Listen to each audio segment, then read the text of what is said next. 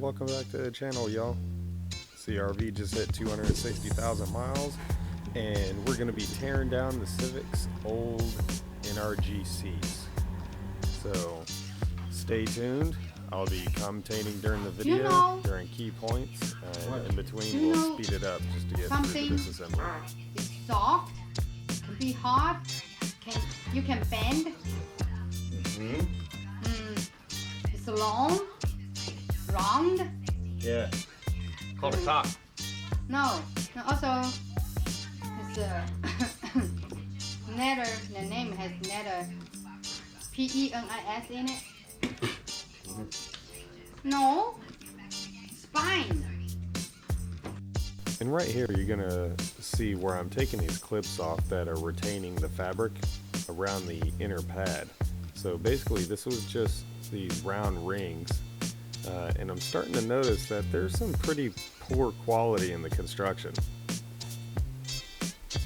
There's about, if I remember right, I think about 15 of these little metal rings that retain the fabric. Once you get those rings out, you can peel the cover off, and the black piece that's plastic in the head, you can apply some pressure on both sides of the black piece and it will pop apart.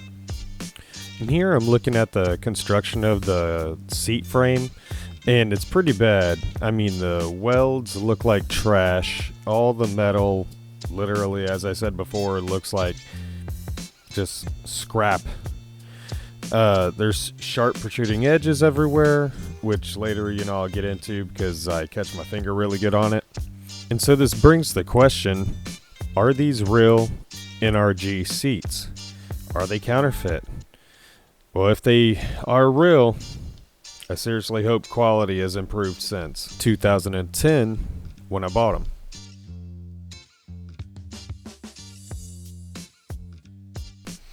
The parts look like they were literally chopped from probably just bare metal stock and then put in a jig and quickly flux core welded together, because I mean, look at the spatter left from the welding, and then they probably just spray painted everything, or it's a very thin powder coat.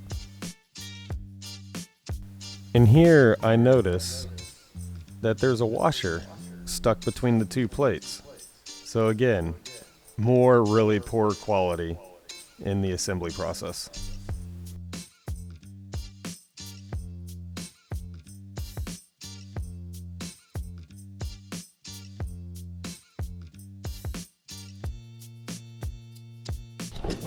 God, dude, that is like, you could teach someone to do fucking better work than this, like with, and they still wouldn't give a that they're doing it. But god dang, really? That's gotta come off. Yep. Alright, so all this is gonna come off. I am gonna take all the padding off. We're gonna deconstruct this and re-weld. We might even reconstruct this whole chair. What do you think? Just rebuild it? We'll use the base component. Rebuild the whole thing. That's what I think. Yeah. You got any spare metal? Oh yeah, and I got all kinds of steel right there. I got steel over there. I can think all you reconstruct all gotta do this. is... I just need to get tubing if I were to do that. Yeah.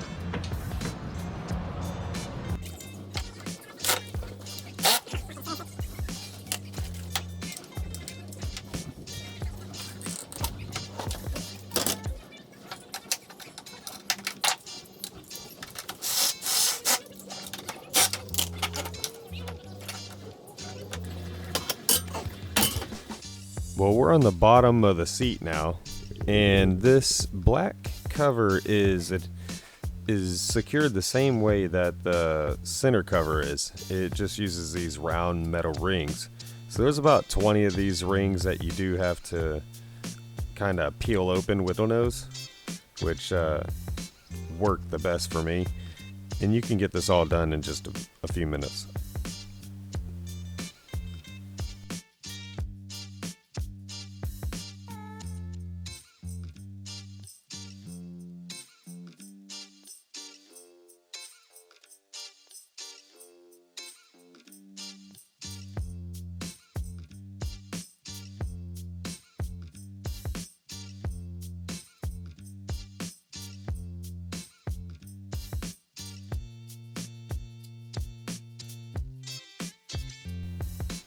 This step here is where I'm going to be taking the sliders off, and it takes a little bit of manipulation once we get this thing turned sideways, is that you do have to slide them in and out just so you can get the top and bottom bolts.